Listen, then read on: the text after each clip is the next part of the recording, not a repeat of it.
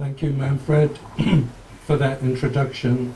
First, let me just say a word of apology in advance. I'm under sedation because unfortunately I have not the Mexican flu, I can assure you, but I have some, according to my doctor, allergy that he can't identify. Apparently quite a number of people get it at this time of the year. So hopefully this won't affect my talk, but I'm just giving you an advance warning. I'm grateful to Manfred for having invited me here and in a way forced me to come back to a subject that I thought I had put behind me after the rather grueling experience of spending 2 years in contact of one form or another with Vatican officials and in examining the documents then available from the Vatican with regard to the Second World War. Today, in the time available to me, I'm going to try and deal with 3 topics. One is the record of Pius XII, Pope Pius XII, Eugenio Pacelli, in particular during the Holocaust. Secondly, the lesser-known story, about which we don't have full documentation at all, regarding in particular the immediate post-war period and his activities. And thirdly, I will refer, albeit more briefly, to the present holder of the position, the successor to St. Peter, sitting on the chair of St. Peter, the present Pope, who will be visiting us shortly. Let's begin with just a few words about the background of this most controversial of all popes in modern times. Eugenio Pacelli was someone who came from a Roman aristocratic background. He was very well groomed for the position which he assumed. He served in Germany from 1917 to 1929 as the nuntius, the envoy, the papal envoy, and therefore knew Germany extremely well, was completely fluent in the German language, had a great love of the German people, of German culture, German music.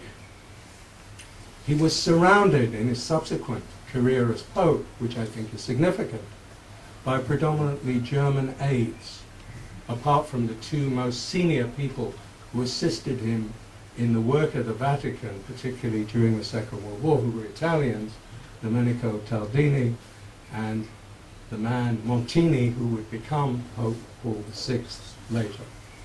But apart from that, his immediate entourage was German.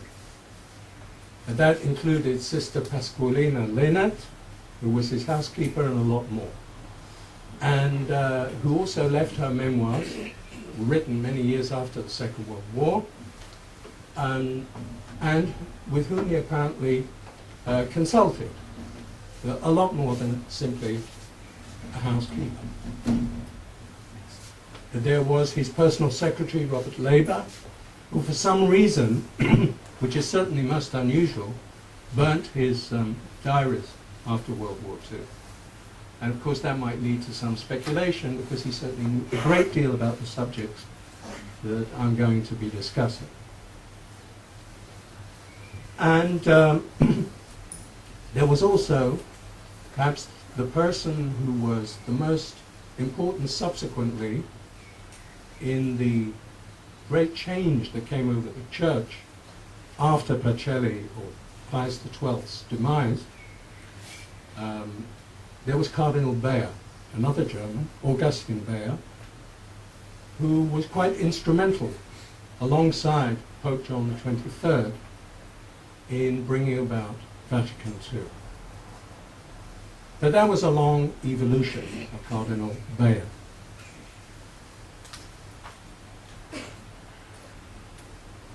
As nuncio in Germany, Pacelli of course, observed what was going on in the Weimar Republic. John Cornwell, in his problematic book, in my view, Hitler's Pope, a very misleading title, in my view, completely wrong, nevertheless does point out that in 1917, when he began his service, 1917 to 19, in Munich, in southern Germany, Pacelli had probably the most traumatic experience of his whole life. During the so-called Munich Soviet Republic, the takeover by extreme leftists of Bavaria for a short while, he was personally threatened and insulted and libeled, and he wasn't sure that he would come out of that alive.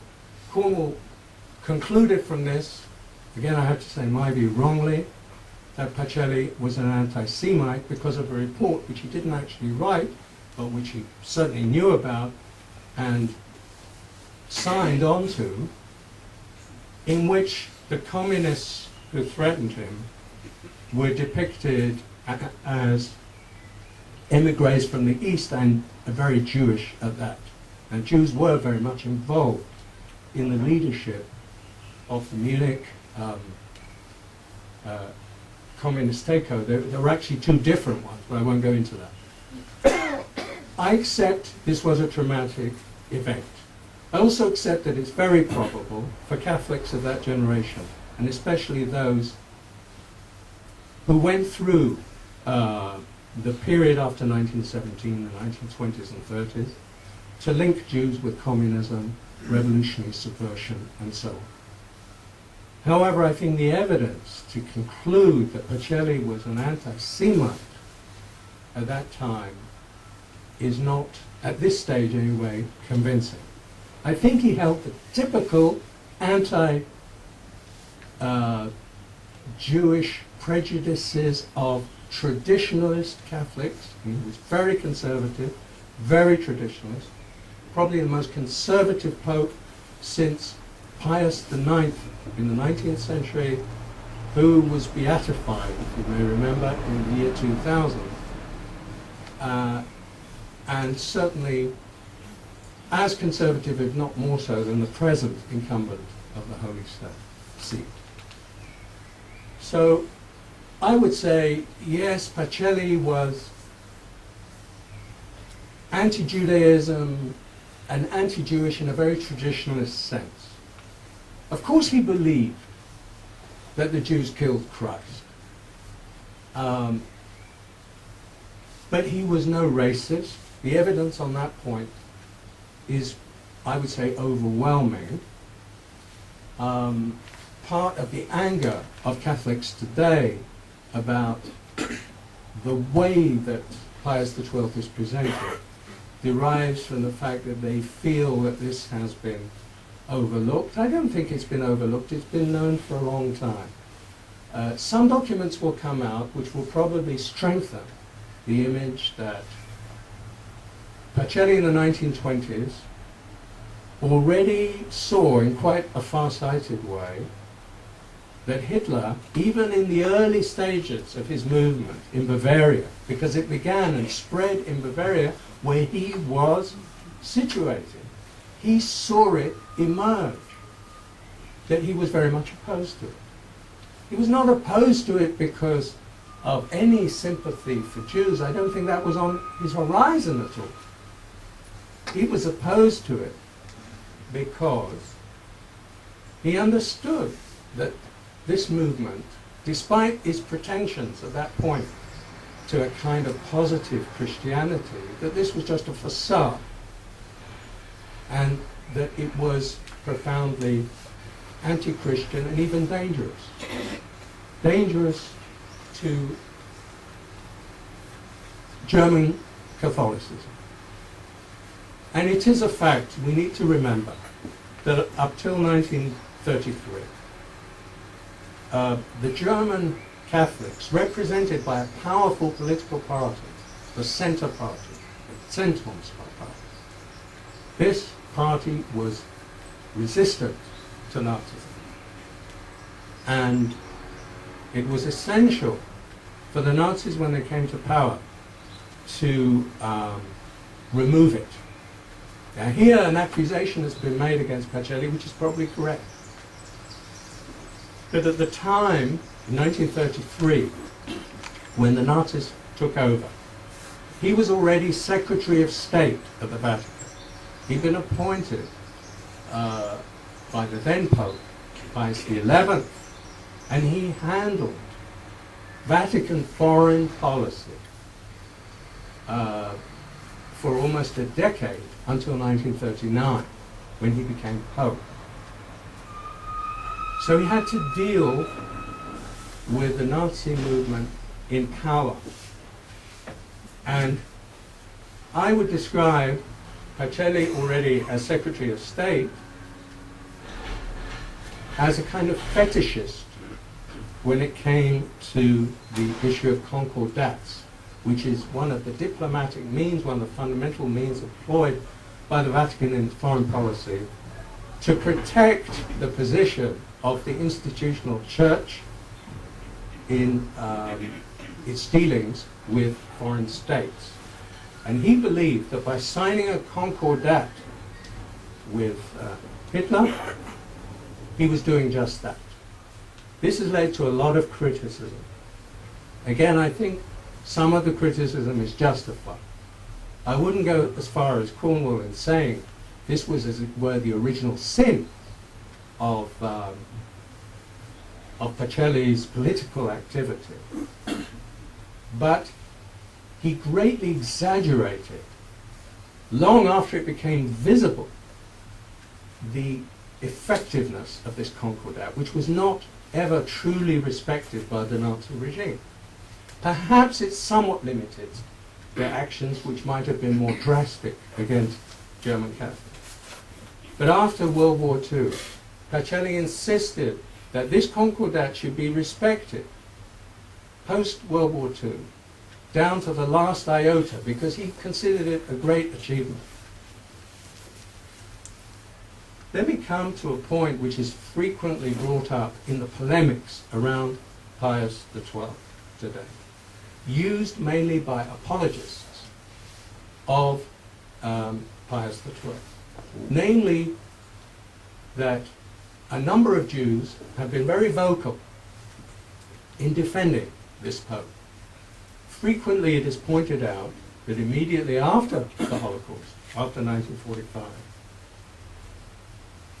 all kinds of tributes flowed into the Vatican from prominent Jewish personalities, from the World Jewish Congress, other Jewish organizations, people who felt they owed their lives to Pius XII's intervention. And continually, these testimonies are brought up as if they are the defining word about the image of Pius XII that the Vatican wishes to project in order to justify his beatification, namely that he was a great rescuer of Jews.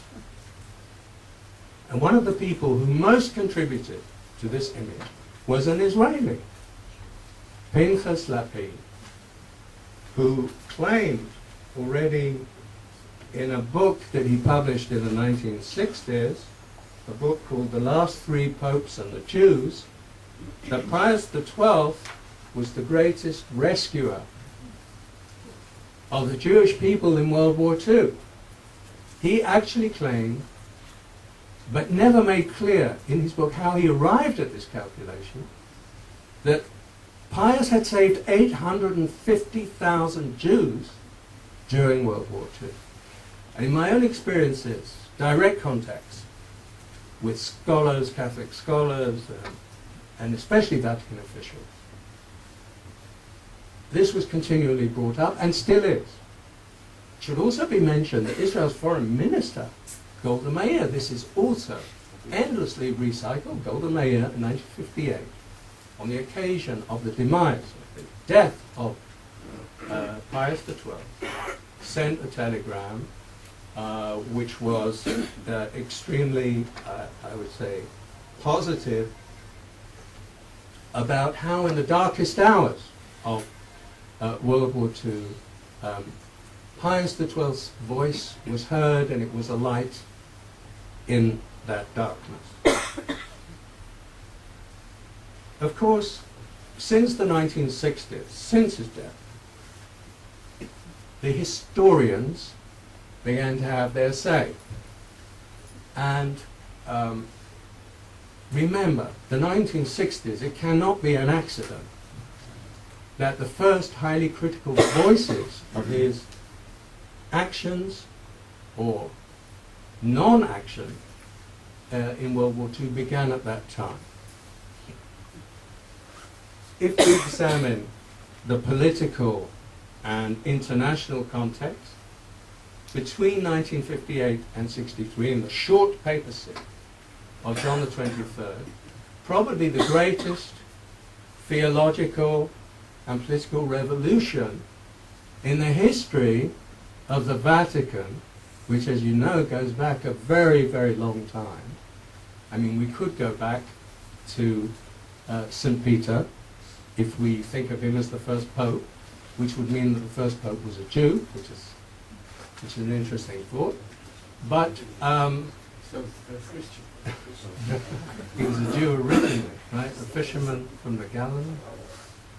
So if we go back that far, I don't think there was as important an event since perhaps the crucifixion of Jesus than Vatican II, in respect certainly to the Jewish people. So we have to realize that this old man, John the 23rd, who was probably picked because they thought, how long can he last, how much damage can he do? He carried out this aggiornamento, this, which was a revolution, by initiating Vatican II and by removing, in effect, the charge of deicide from the Jewish people. Of course, that document, Nostra Aetate, of 1965, was already carried out during the papacy of a successor who was much more lukewarm on these issues, and the document that John the 23rd and Cardinal Bea wanted was watered down, it was diluted. It's not a complete exculpation. What it says is that the guilt for Jesus' death belongs to the Jewish leadership of 2,000 years ago. It doesn't carry through the generations to the Jewish people today. So it's not a total zikui, you know. But nevertheless, it lifted the charge of deicide. And from that point on, it has been a vital tool that has been extended by the Vatican itself against Catholic anti-Semitism, which we must never forget was the most powerful and extensive, pervasive form of hostility to Jews, theologically anchored and practically carried out until the 20th century. So this has been a major achievement of the post-war world of the last 40 years or so. And in my view, and this is certainly an argument of weight against Pius XII, in the face of some not unimportant arguments of his defenders, that this could never have been carried out under his papacy. No way. And just to give you one example, one of the Jews who played an important part in bringing about that change of the 1960s was the French Jewish writer Jules Isaac, who already in 1949 had published a book about Jesus and l'enseignement du mépris, the teaching of contempt. And Jules Isaac requested and received an audience from Pius XII after World War II in 1949. but could not persuade him to undertake a campaign, and this is after the Shoah is now fully known, the extent, to undertake a campaign against anti-Semitism and to revise fundamental Christian theological teachings. He describes Pius XII quite sympathetically. He says he listened. He wasn't indifferent, but he wasn't ready to do it. And when Jules Isaac had his second audience 10 years later with John the 23rd, instantly he picked up on all the points that Jules Isaac had brought about, had brought to his attention, and acted on. So there's a highly significant difference. In the 60s, a number of books that were critical of Pius emerged. They were influenced to some extent by the event which always sets present-day Catholics on edge, and I can understand it. The play, written by Rolf Hochhuth, a German Protestant, in 1963, which was shown around the world, caused enormous waves. Der Stellvertreter, the deputy, the vicar of Christ, the portrait of Pius is devastating and a caricature. Basically, he's presented as a cold-hearted, even money-grubbing individual, totally indifferent to the fate of the Jews, more concerned about his shares. And as somebody who certainly knew about everything that was going on, but utterly disregarded that part of his role which is to be the representative of Christ on earth. In the wake of that, and irrespective of whether individual historians were directly affected by the play, the attitude is more and more critical. Some of the historians are Jewish. One of the first was Saul Friedlander, who wrote his first book on the subject, using German documents. This was before the Vatican published its own documentation. There was Gunther Levy, 1964. There was also an Italian historian, Carlo Falconi, wrote for the first time about the synod of Pius XII. A bit later, there was a Catholic, American Catholic historian of a more liberal persuasion, who was one of the members of our 6-member commission, John Morley, who was very critical of Pius XII's diplomacy, which had sacrificed all moral considerations, and in specifically with regard to the Jews.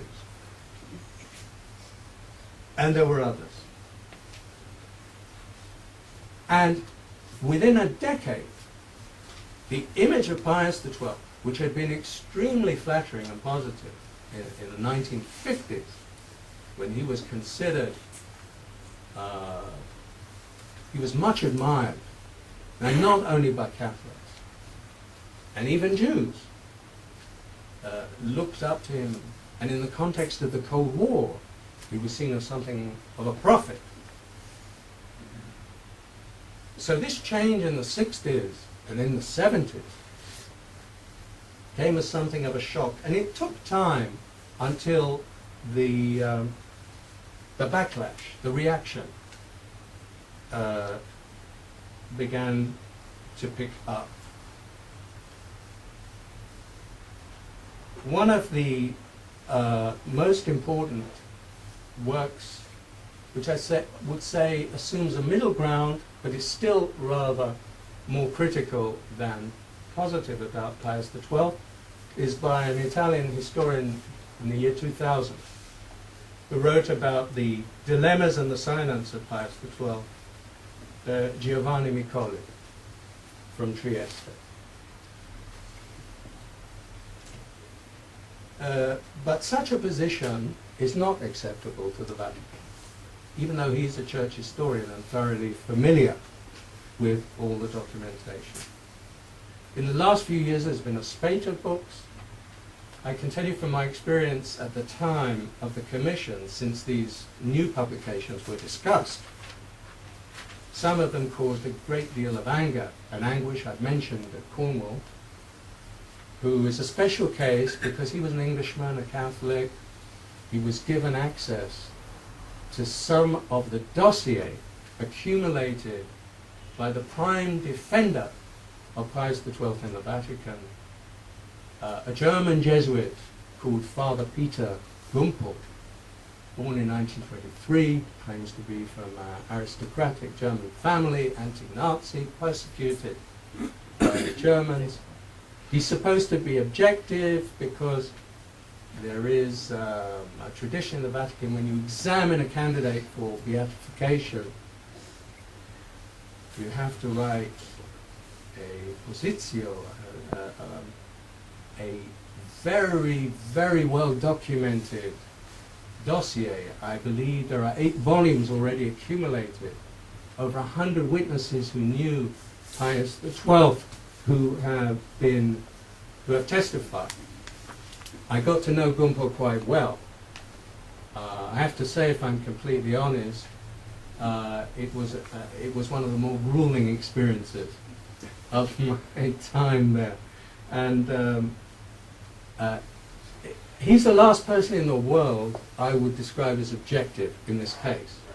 He certainly knows an enormous amount.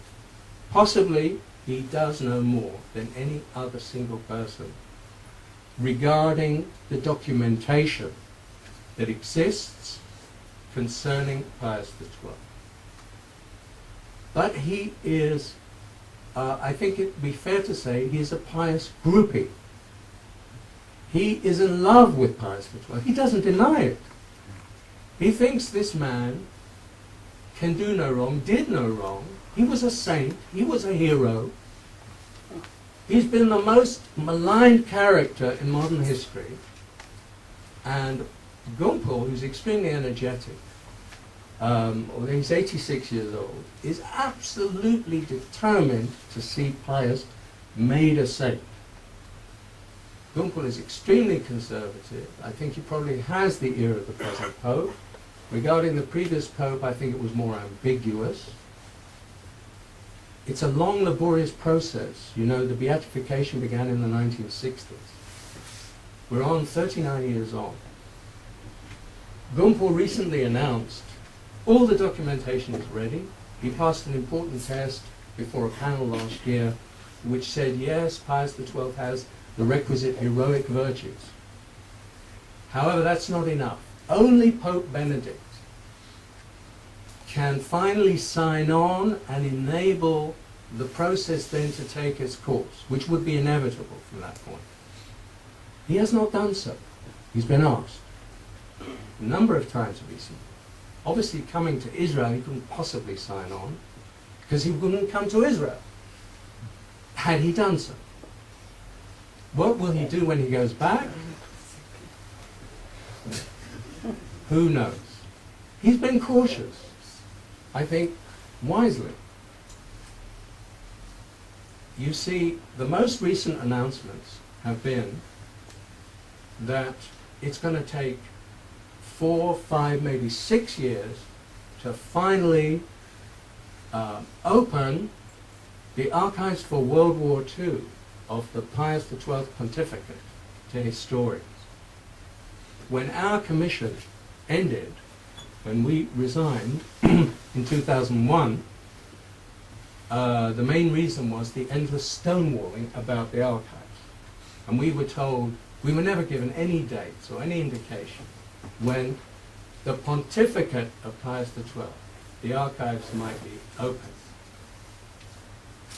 In 2003, they were opened until 1939. And now the Vatican says it's going to take 4 or 5 years, probably more like 6, 8 years, to catalog, digitalize, prepare it for history. Meanwhile, the anger is growing in high circles of the Vatican. The present Secretary of State, Carlo Bertone, keeps going on about the black legend around Pius XII, about the malicious slanders. I mean, I heard a lot of this when I was involved directly with the issue. The campaign that's been organized. Sometimes there's an implication that Jews are behind it, but it's never said openly. And of course, they're not the only people who are concerned. It's an internal church struggle. There is a kind of power struggle between conservatives and liberals, between Catholics of different outlooks. Let's go back for a minute and very quickly look at some of the key issues. And I want to concentrate on the less known, less discussed aspects of what Pius did or did not do. One thing that very much struck me when I examined the documentation was that the sharpest accusations about the silence of Pius XII, certainly in the time of World War II, did not come from Jews at all. In fact, Jews very rarely had any complaints. And some of the appeals that were made, in retrospect, given what we know, seem astonishingly naive.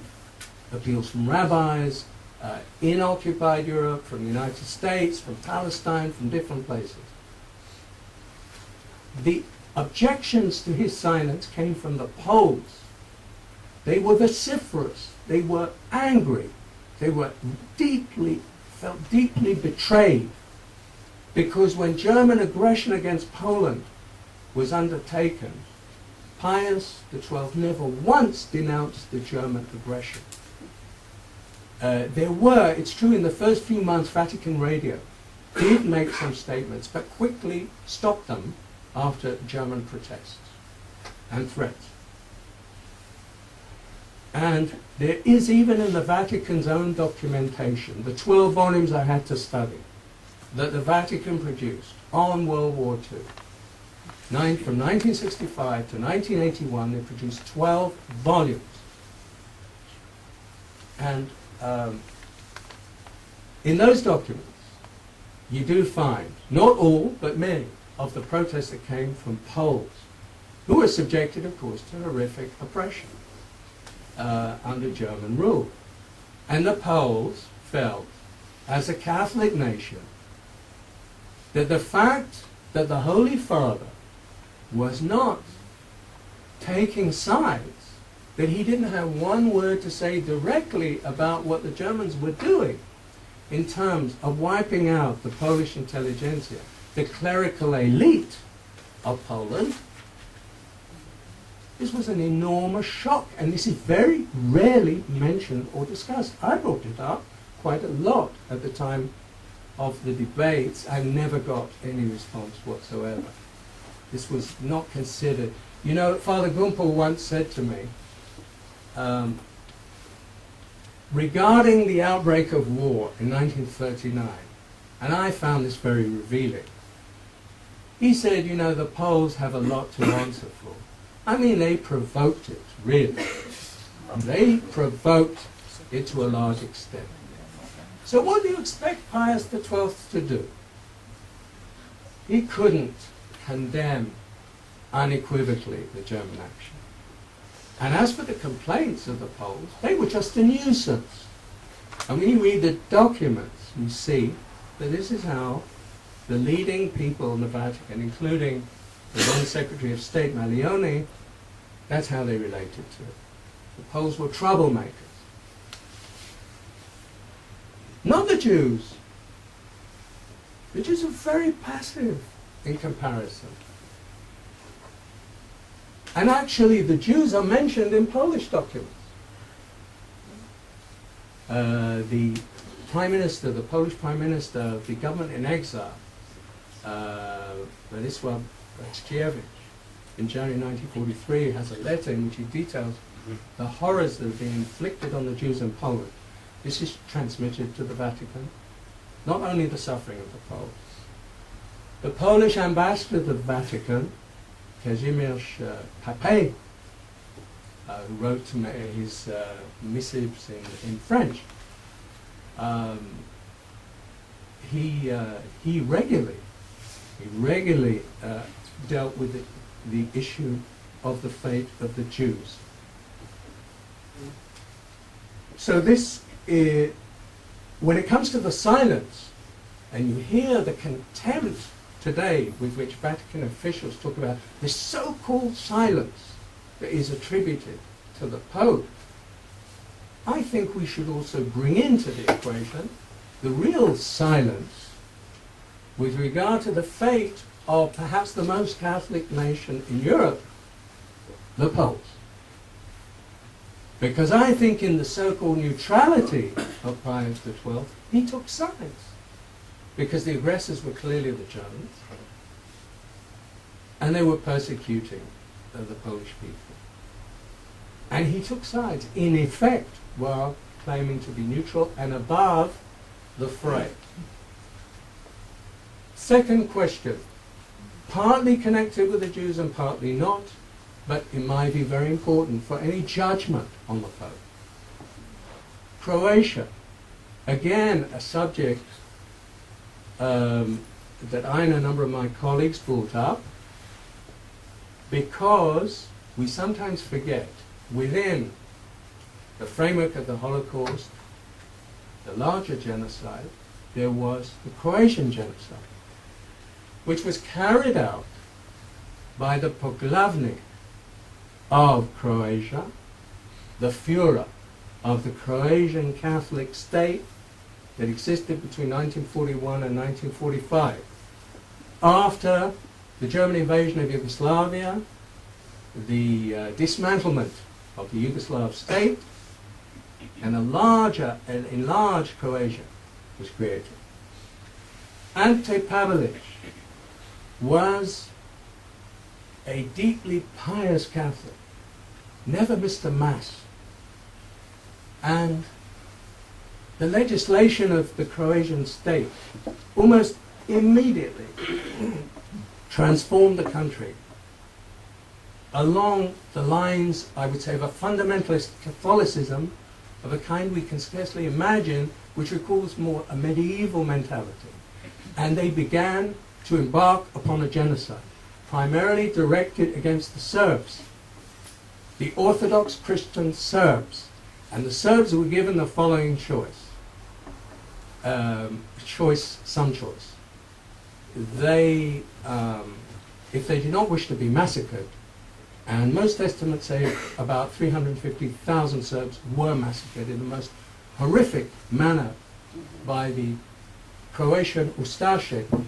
Ustaše is the word for insurrection in Serbo-Croat. They were massacred. Those who did not wish to be massacred would have to convert to Catholicism. In the Croat view, they were just converting back to their original religion. They had been subjected in the past or turned away from Catholicism, or they had to emigrate. The Jews were also massacred. There was a much smaller Jewish population in Croatia. The numbers vary, perhaps 30,000 Jews were murdered in a notorious concentration camp, death camp in a way, of Jasenovac. Serbs, Jews, Gypsies, and communists were the victims. Pavelic was a mass murderer, no question about it. He was indeed number one on the Allied wanted list in 1945 for genocide. I mean, after the German mass murders, he was number one. And this is, I'm jumping ahead slightly to say that in my eyes, one of the most serious indictments that the Vatican will have to answer eventually, even if they beatify Pius XII, this will come back to haunt them, is that the Vatican was instrumental in a major way, together with the British, in permitting Pavlich to escape to Argentina from Italy in 1947. That all the evidence suggests he was hidden on Vatican-controlled properties in or outside Rome after 1945. The British are also culpable. They permitted Pavlich to cross from the part of Austria that they controlled into Italy, knowing full well who he was and the people around him. It wasn't one individual. It was the whole elite of the Ustashas. They were all criminals, mass murderers.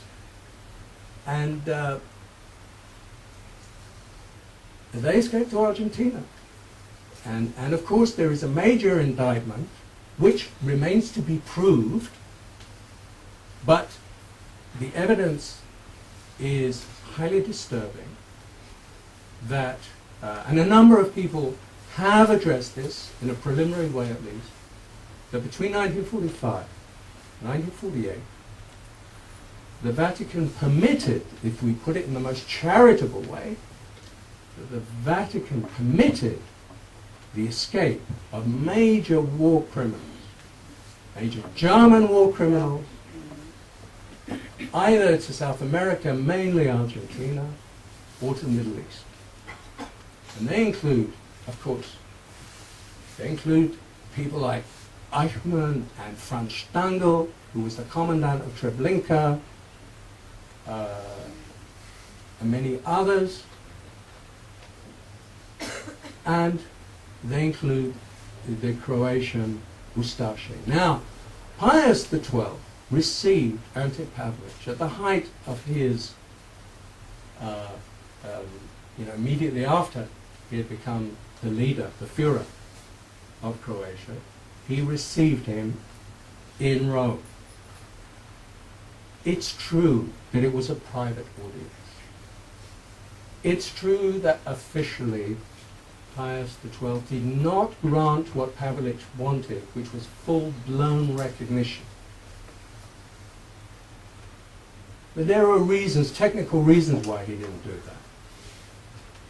It's also true that officially there wasn't a nuntius that he put in place, because you can't do that unless there are full diplomatic relations. But he sent a person called Abbot Marconi, who in effect fulfilled the function of a nuntius and kept the Pope very well informed about everything that was happening in Croatia.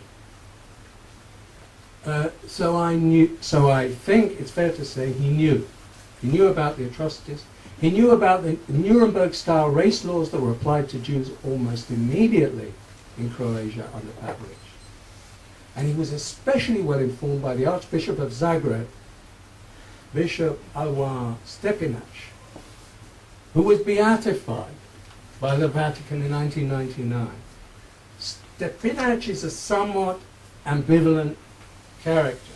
In one hand, you can say he showed courage.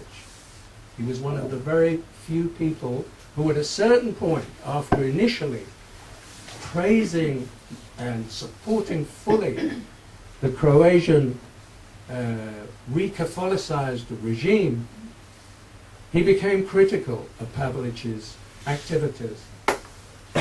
He deplored the genocidal aspect of it. He was shocked by the fact that Franciscan priests were actively involved as perpetrators in murders, something that, to the best of my knowledge, did not happen elsewhere in Europe. That priests were involved directly in mass murder. Stepinac knew this. There are some denunciations of his. He particularly deplored the fact that Jews who had converted to Catholicism were not spared. This was always a key point in the Vatican documents. There are a series of arguments with Vatican officials about the way in which I feel to this day they distort the historical picture, because when they speak about how much Pius or anybody else did for the Jews, what they should be saying is how much they tried to do for the baptized Jews.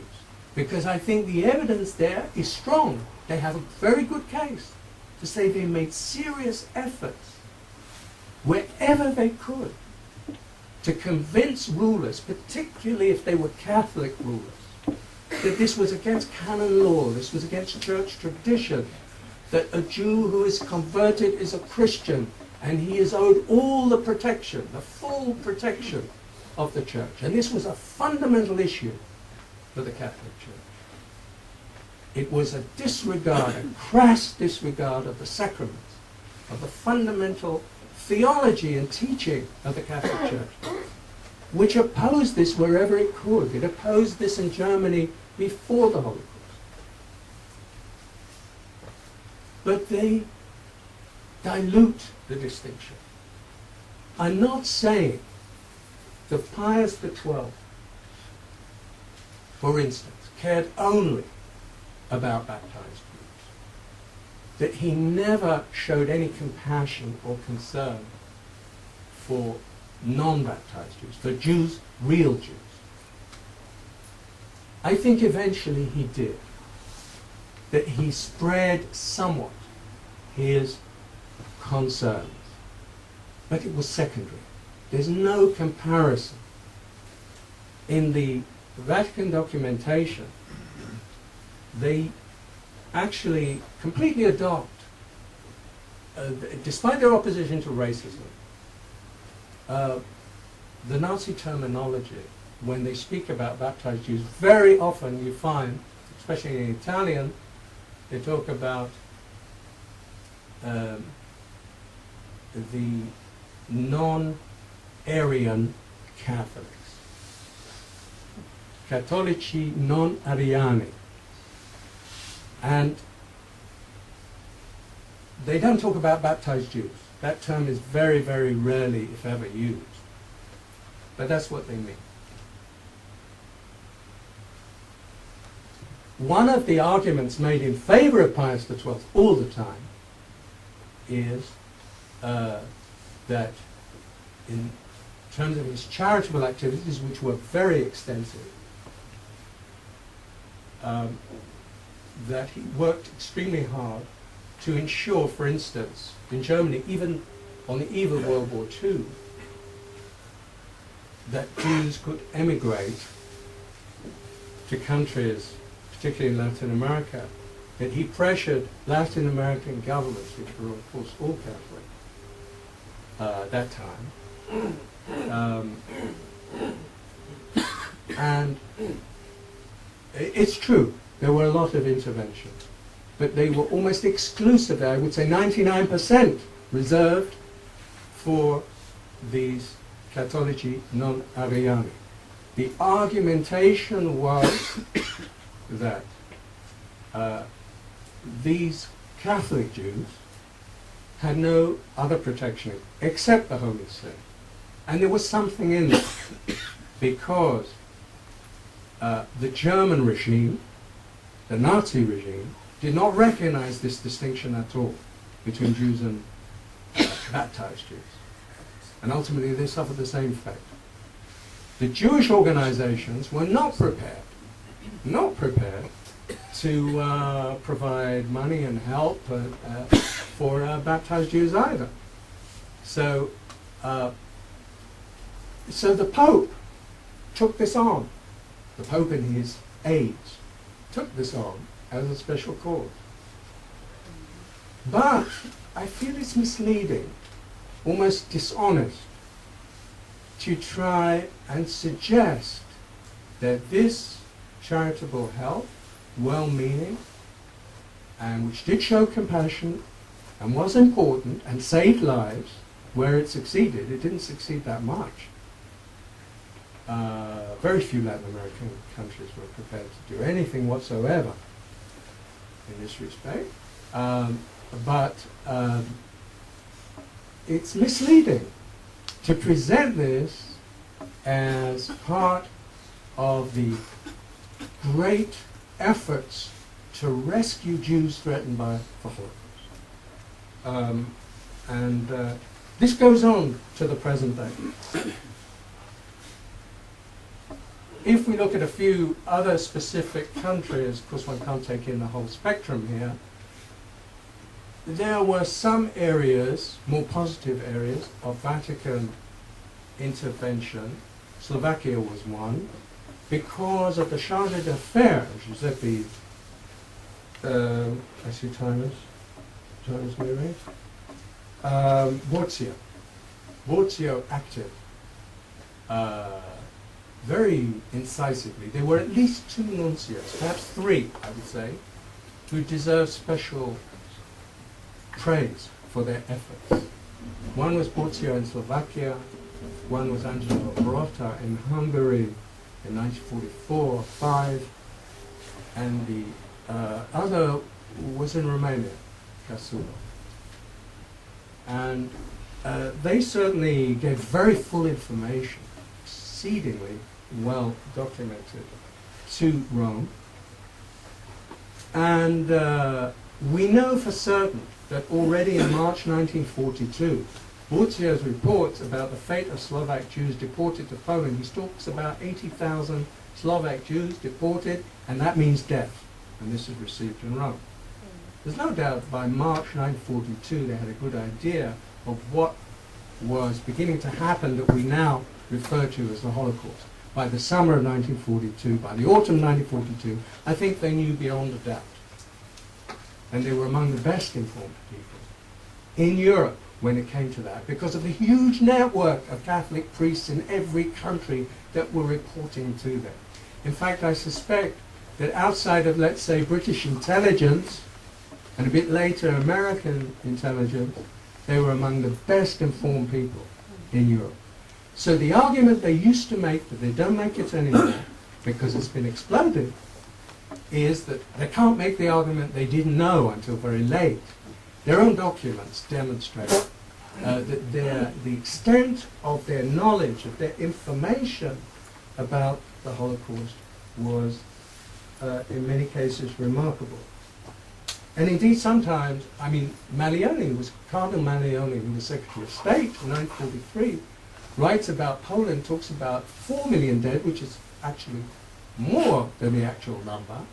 And he talks about gas chambers, reports about gas chambers, and he describes it as horribile.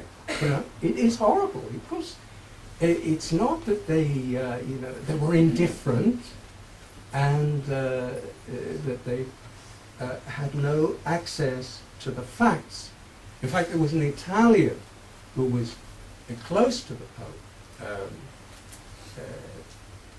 who traveled in a special train. He was permitted to do this as part of his duties to the Ukraine and to Poland, who reported back to the Pope already in the late 1942 about 2 million Jews who had been killed in Poland, and large numbers in the Ukraine. Skavitsa was his name. So there are many such examples. In 1999, when we began our work, at the first meeting, there was present Gerhard Riegner, the late Gerhard Riegner, who, as you may recall, in World War II, the famous Riegner telegram, which first informed people in Washington, for instance, and in London, from Geneva, from his vantage point in Geneva, working for the World Jewish Congress. He informed them that there was a plan for a final solution of the Jewish question in Europe. This was in 1942, the August 1942. I won't go into all the delays in Washington in dealing with this and why, etc. Riegner was there. I had quite a few long talks with Riegner about the Vatican, because he was very much involved in Jewish-Christian relations, Jewish-Catholic relations.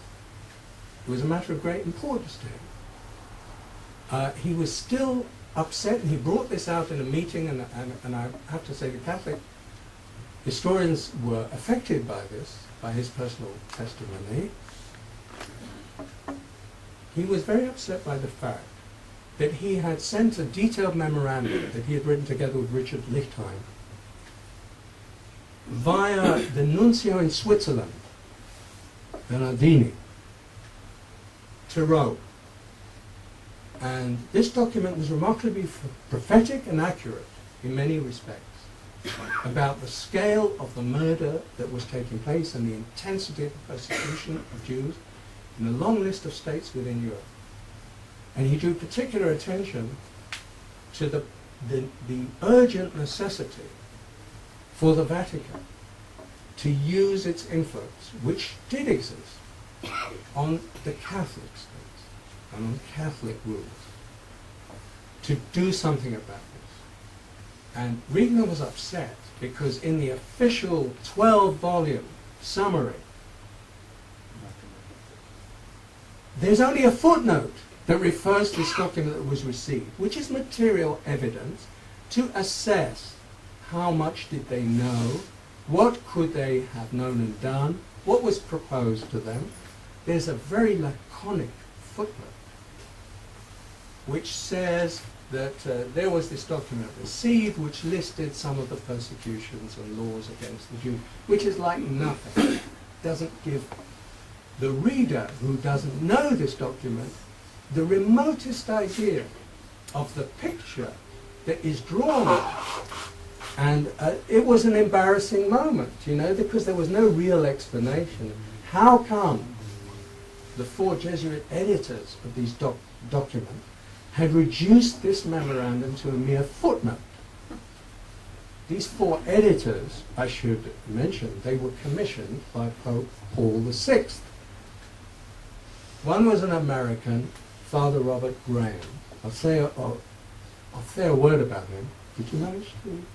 You did, okay, good. So all the more. He was from California, Irish American, lived in Rome. I interviewed him in 1990. Maybe I'll be able to show you a little clip of that interview. And he's considered the Vatican's #1 expert on Pius and World War II.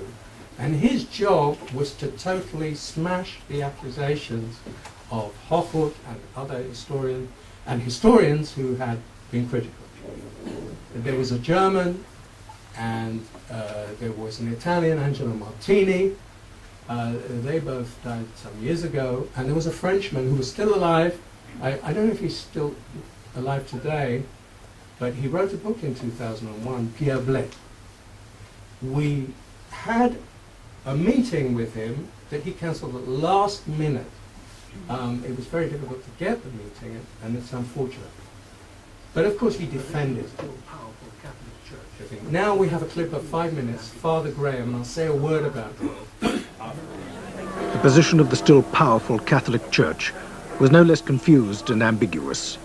Pope Pius XII had no illusions about the character of Nazism, but he was to make no single unequivocal public statement deploring Hitler's murderous policy towards the Jews.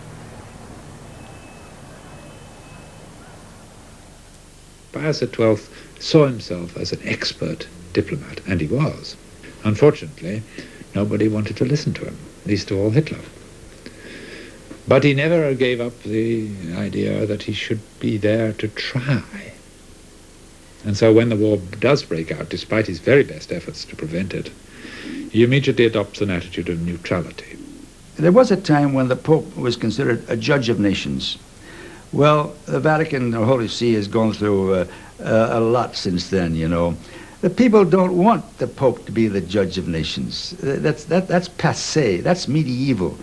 And it's rather ironic that the French, you know, who threw the Jesuits out of France and broke the Concordat, when they were in need, they said, oh, the Holy Father should condemn Nazism, you know, excommunicate Hitler, or excommunicate Mussolini for that matter.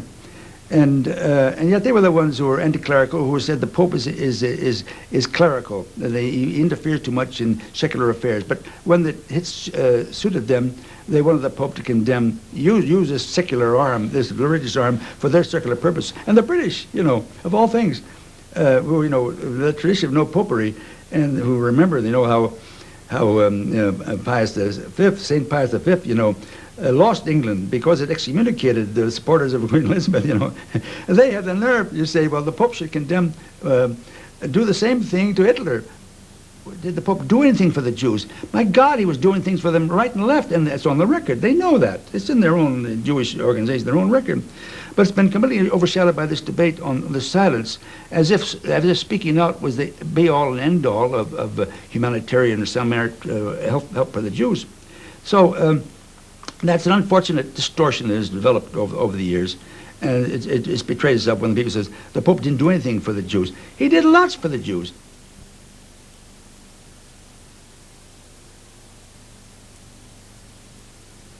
It is said that when Pius XII was first informed of Hitler's mass murder of the Jews, he cried like a child.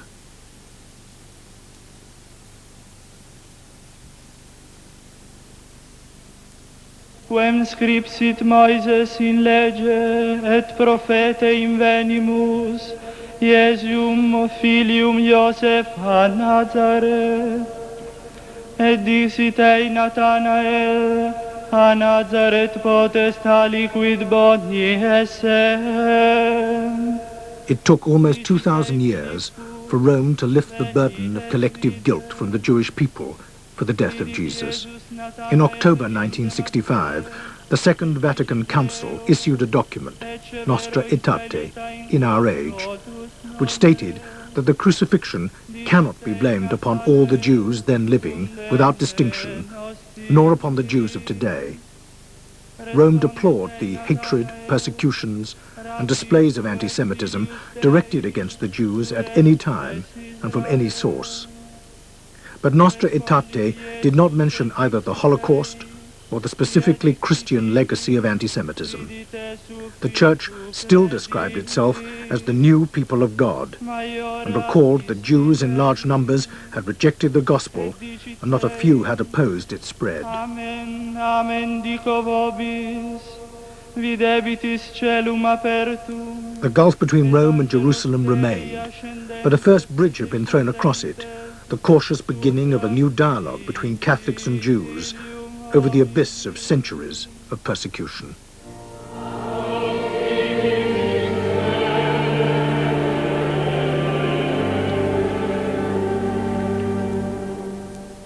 We all get led by devious ways into actions which deny the very faith that we profess. And while acknowledging a Christian responsibility for Auschwitz, I also want to say this has really nothing to do with Christianity in its true form. And, it's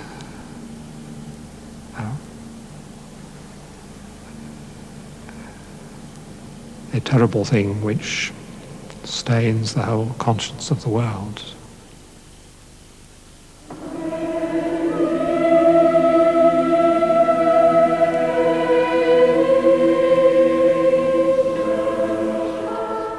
I spoke with him for about an hour. He was by far the most accessible. Actually, he was extremely extrovert, very affable, but he blew up over the question of Pius XII.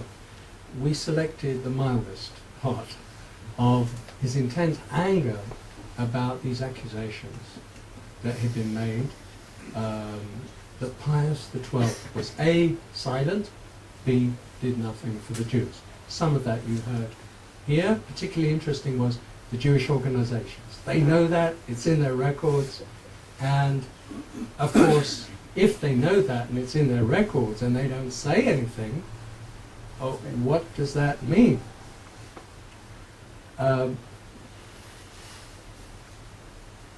Graham, it was announced that his archive would be open. It was being digitalized and it would be open to historians and researchers. And then this was contradicted very fast. This happened on the 22nd of April this year. And then it was contradicted by the Secretary General of the Jesuits, who said no such thing. We will not open his archives until the Vatican opens its secret archives for the wartime pontificate. Who announced that it was going to be opened? An American Jew, Gary Krupp, who has a very wealthy, owns a big foundation, and is, I would say, today probably the most missionizing Jew for Pius XII around, who has created this Pave the Way Foundation, and he had announced prematurely that Father Graham's archive would be open, and this would settle the issue. What's in that archive would settle the issue even before the wartime archives relating to Pius XII would be opened. Because he said Father Graham had photocopied all the key documents. Because remember, he had unique access, along with the 3 other Jesuit editors. They were permitted to live, to eat, live, and stay in Rome just for this purpose by Paul VI. So this was quickly, corrected. The Jesuits don't want to be in a position where they would be, as it were, usurping, what is the prerogative, after all, of the Pope himself. And that's as far as Father Graham goes. The second person that you saw on that film was at the time, in 1990, end of 1990, when that interview was done. He was the Archbishop of York. He was the number 2 person in the ecclesiastical hierarchy in Great Britain, Dr. John Hampton. It's interesting the very sharp distinction he makes between accepting the Christian responsibility for Auschwitz. That is an Anglican formulation. I never heard it quite in that form from any Vatican official. I certainly heard it from many Catholic historians. But making a total dissociation between that and Christianity has nothing to do with a true Christianity, which begs the question, what is true Christianity, and how come that so many saints and leading theologians of the Church through the centuries contributed to the legacy of anti-Semitism, something the Vatican itself has been extremely reluctant to deal with, and never dealt with in its document We Remember of 1998, which it took 10 years to produce. Under pressure of Jewish organizations, Pope John Paul II had agreed at the end of the 1980s to finally produce a Vatican document on the Holocaust. After 10 years, they produced, I forget how many pages, maybe 24 pages. And at that rate, if my students worked at that rate, they wouldn't pass anything. It took 10 years, and it was sharply criticized. I myself also wrote a long piece about that. And one of the things that was most striking in that We Remember, there are positive things in there. I wouldn't dismiss everything in We Remember by any means, but there are also very serious failings. And one of the most serious is that there is no real coming to terms with the Christian legacy of anti-Semitism directly. And the way it was institutional, it was from on high, and it wasn't just the deviations and incorrect understanding of the Gospels of sort of run-of-the-mill Christians. The national declarations of various Catholic churches through the 90s were much more open and significant in accepting that. If you look, even in Poland in 1991, in Hungary, in France, and so on, and in the United States, these declarations came a lot closer to what one would hope for. But that's the Vatican. And they also went out of their way to praise Pius XII in that document. And in a way, the fallout from that led to the creation of our commission a year later. But I don't think, I'm sorry to say this, I don't know for certain, but I never had the impression that that historical commission was created in good faith, in the sense that it was intended to have a serious assessment beyond what the Vatican had already produced, the limits of the dialogue and the discussion. were framed in such a way that it was clear no access would be permitted. Certain questions were really beyond what they wished, and I think that in that sense, unless one wished to participate ultimately in a fast, that endeavour was doomed, because the key question then, as now, remains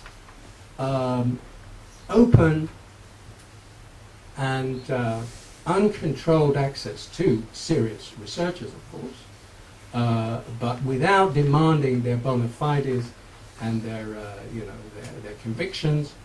After all, people, and especially historians, have to be open to what the documents tell them, and views on Pius XII may indeed change, and they might even change to a more favourable vote.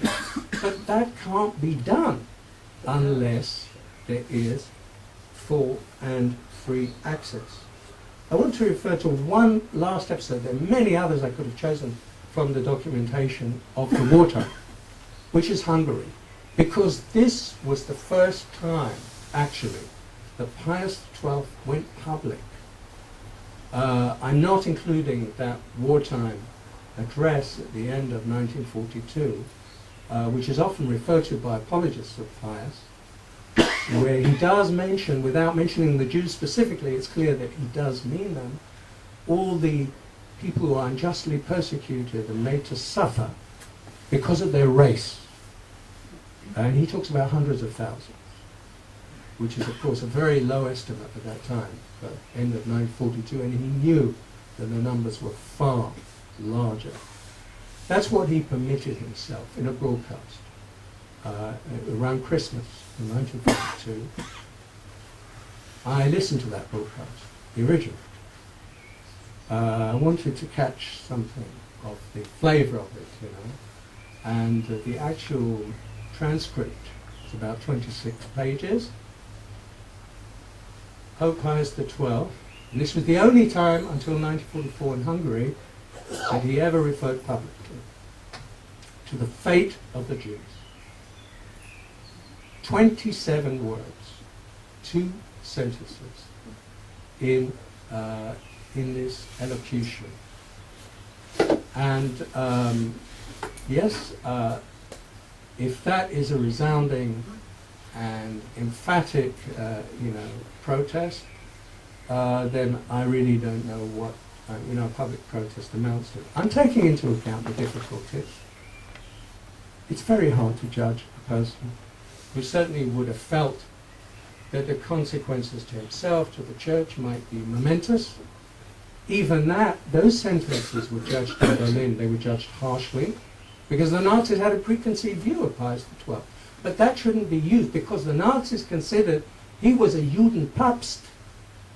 That doesn't prove that he was a rescue of Jews, because they had that view from the word go. Any Catholic leader, and especially the Pope, who did not unconditionally support them for the fanatics in Berlin, he was a servant of the Jews. So that proves nothing except what the Nazis thought about their opponents.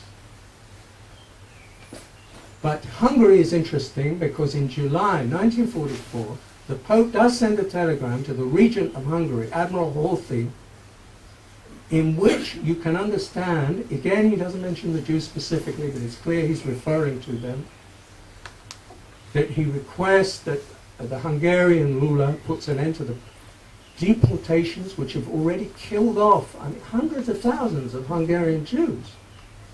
Hochhuth stopped the deportations.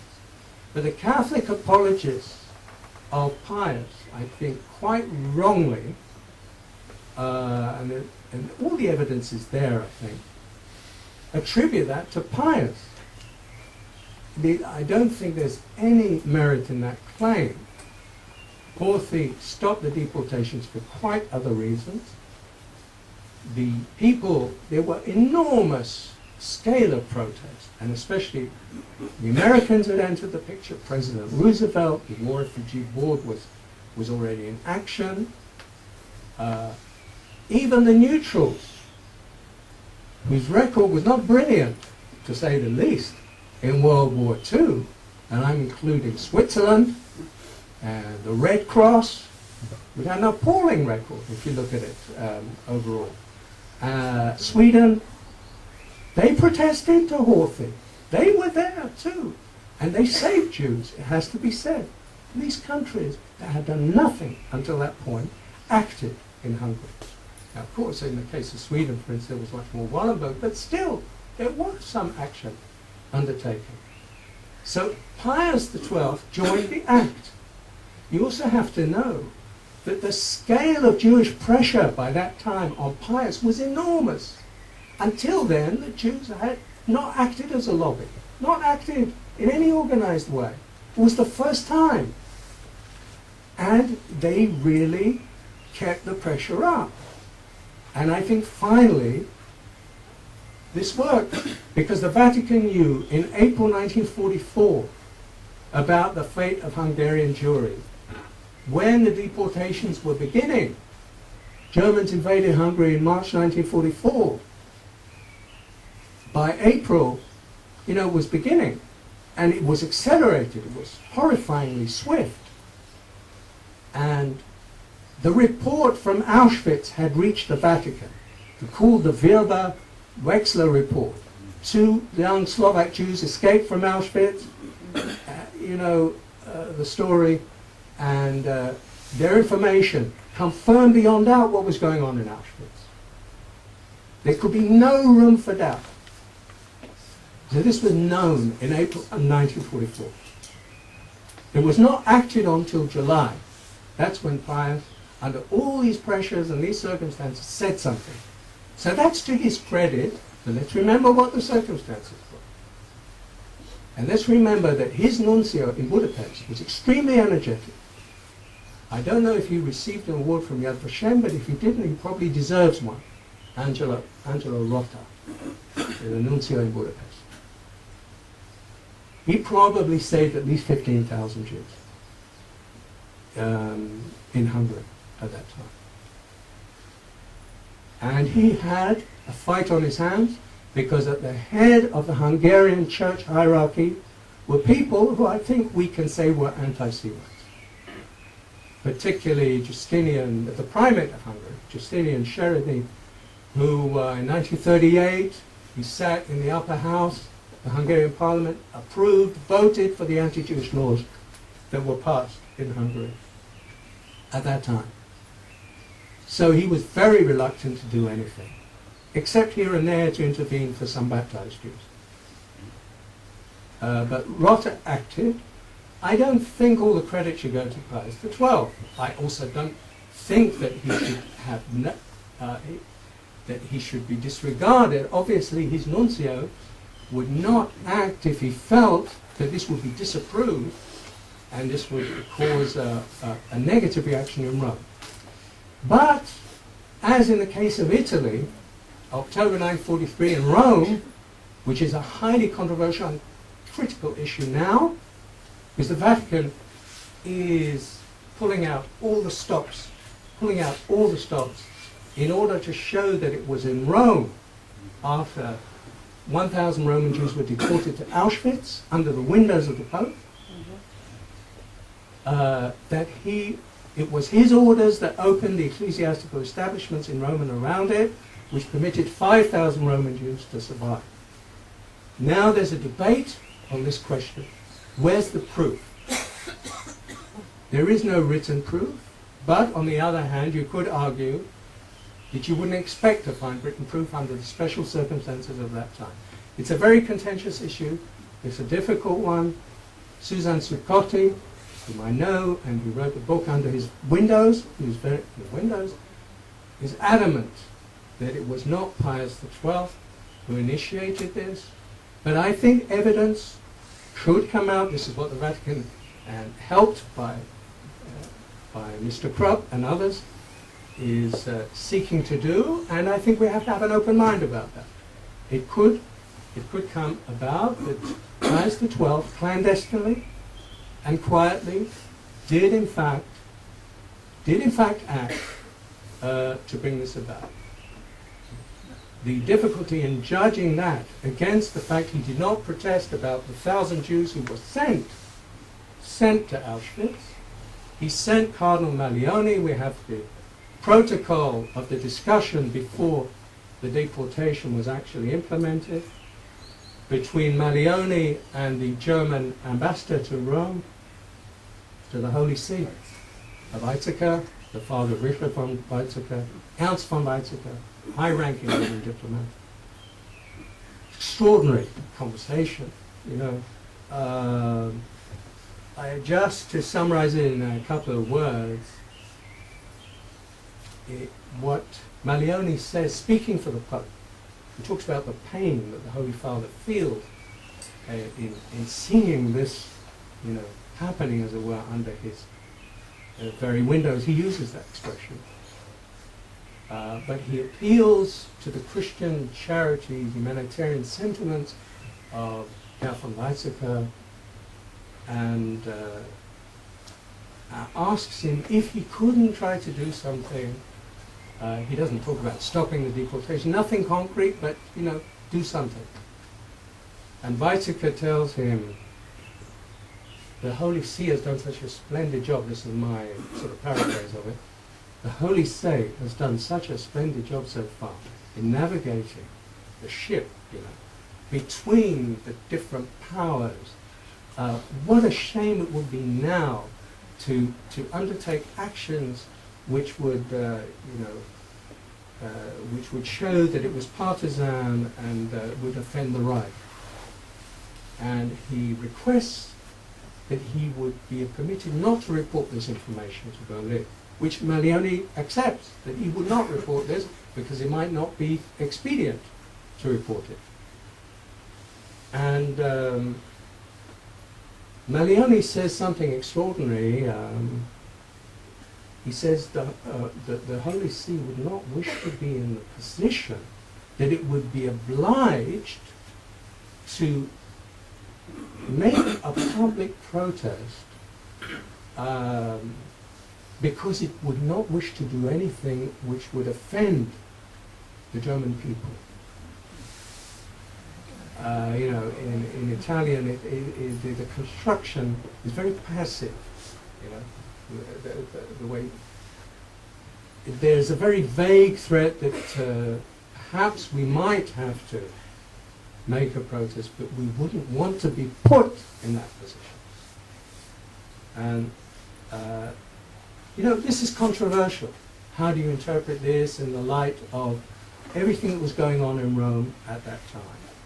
But there was no public protest. On the contrary, the incredible thing is a few days later, the Pope requests for the German military and police who were there that they will secure Rome because he's very worried about the possibility of an insurrection. And he, in particular, fears that the communists may come to power. And this, give me 5 minutes and I'll finish.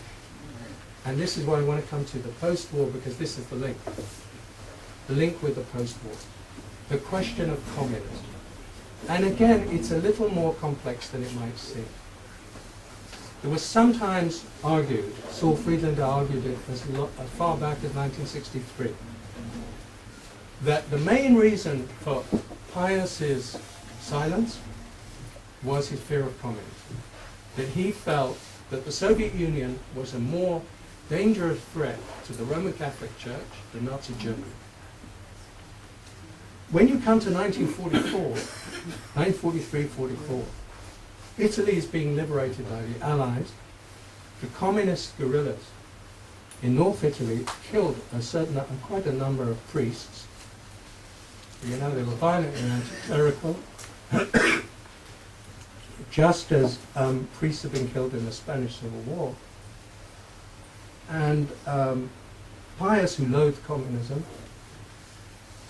was very afraid Italy would go communist. And this determined his post-war policy. Certainly in Italy, he was extremely active to prevent the communists coming to power in 1948. They won together with the socialists 31% of the vote. The Italian Communist Party was the strongest communist party in the West. So this wasn't an idle fear, but I think it was alongside the fact that Stalin was one of the victors of World War II, that the Red Army had occupied most of Eastern Europe, was right in the heart of Central Europe. This was alarming. And I think that his attitude to Nazi war criminals, the very things which I touched on, alluded to, and I'll say just very briefly a few more words about, that a lot of this was influenced by his fear that the only beneficiaries of Nuremberg-style war crimes trials that the Allies were conducting in 1945, 46, 47, until the onset of the Cold War, 48, that these were damaging to the core issue. The core issue for Pius XII after the end of World War II was a strong Germany, a strong institutional church, blocking any possibility for a communist to achieve power in the West. The issue of anti-Semitism was entirely secondary. The result was his personal intervention. And this is, to me, is actually more shocking in some ways than his record during the Holocaust, which can be interpreted in ways somewhat more favorable to him. He gave instructions, and the German bishops, the heads of the German Catholic hierarchy, followed this, to commute everywhere was possible the sentences for war criminals. Even there were attempts to make, a sweeping, as well, end to all such trials. The commuting of sentences involved really major mass murderers. People like Otto Ollendorf, 1951, who was the head of the Einsatzgruppe that killed thousands and thousands of Jews. Involved Victor Brack, who was the head of the Führer Chancellery, involved at first in the euthanasia program and later in supplying trained personnel for the final solution. There were other notorious cases. German cardinals intervened. Even people who didn't have such bad records in the Holocaust, like Cardinal Frings, very important, Cardinal Archbishop. The only two bishops who opposed it, unfortunately they died by 1952, were Conrad Preissing, who was Pius XII's probably sharpest critic during World War II, on the fact that he did not speak out, and Cardinal Archbishop of Munich, Michael Faulhaber, who had a mixed record. I mean, we could say a lot about that. But Faulhaber was very clear after 1945 about the need to fight anti-Semitism in Germany, which had not died at all. We underestimate the strength of it in the 1940s, in West Germany in particular. This was totally disregarded by Pius XII. His position was the German people are innocent, they are being persecuted. The German Catholics stood up as a man and fought and resisted Hitler. This, of course, is a grotesque, disfigurement of the record. And on that, there's a lot of documentation. What was the record of the German Catholics? And there's some shades of light, but the picture is rather dark overall. The idea they were all resistors to a man is grotesque. And this was Pius's position. And it was respected with a handful of very praiseworthy but rare examples who were not encouraged by the German Catholic hierarchy and were not encouraged by Pius XII. So that when you look at that record, what happened in particular between 1945 and 1951, which was very disconcerting to the American military administration, which at least until the Cold War did want to prosecute the German Catholic Church, supported by Pius, was adamantly opposed to denazification. Full stop. So I think this will have to be taken into account, at least by Jews, and I think by other concerned people, including Catholics, before they rush to hail Pius XII, who in my eyes is a somewhat tragic figure, had noble features, and perhaps in some terms of strict Catholicism was an admirable pope, but clearly had very serious, I think, moral failings on this issue. I'll stop there.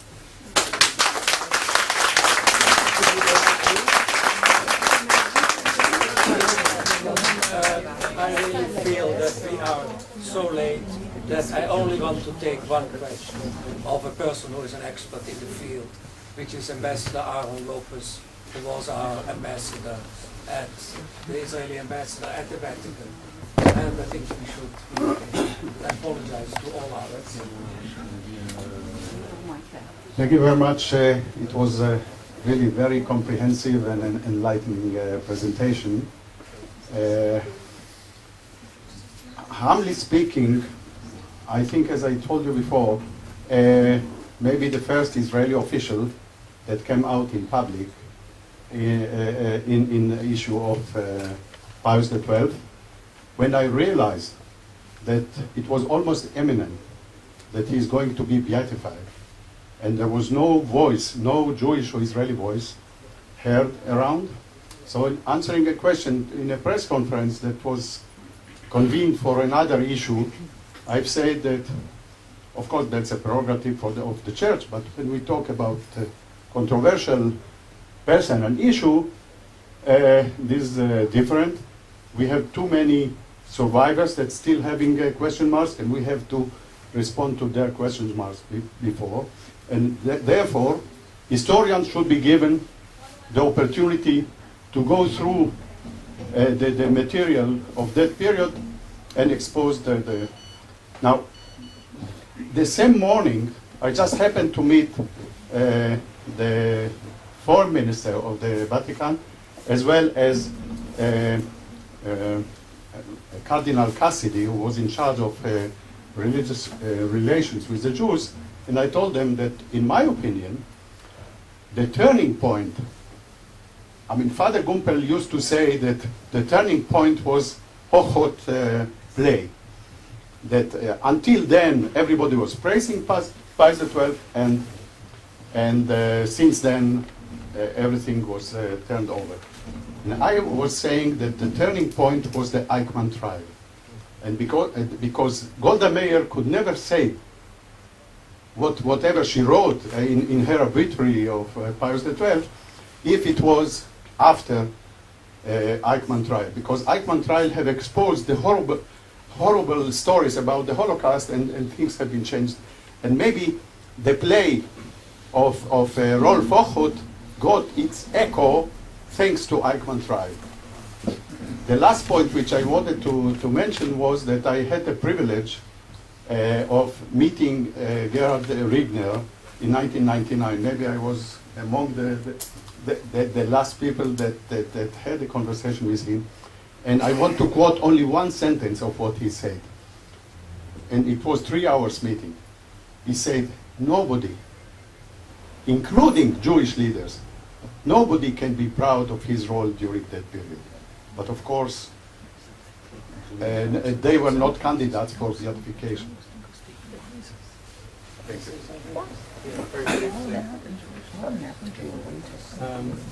Yeah, very interesting what you said about the Eichmann trial.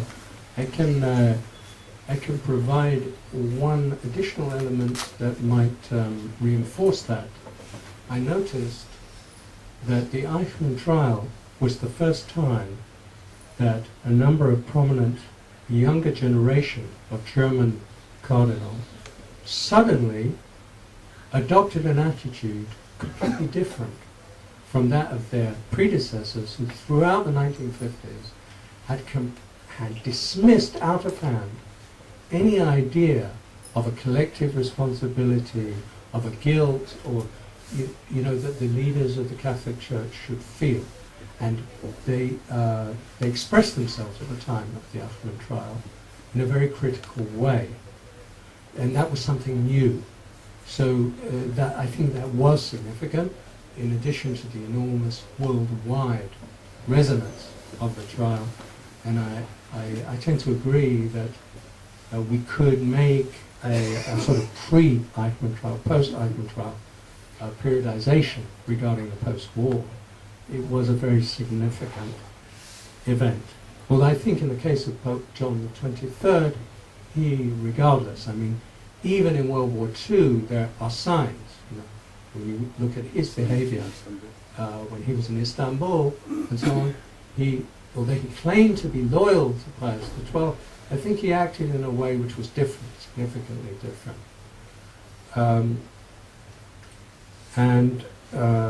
With regard to your second point, I don't actually remember, so maybe I don't need to respond to it. Do you remember what it was? I refer to Regner. Regner. Yes, Regner. What he says is true with regard to the Jewish leadership, undoubtedly. He was extremely critical of his boss, you know, Nachman Goldman, for example. But as you rightly point out, they were not candidates for beatification. There is a difference.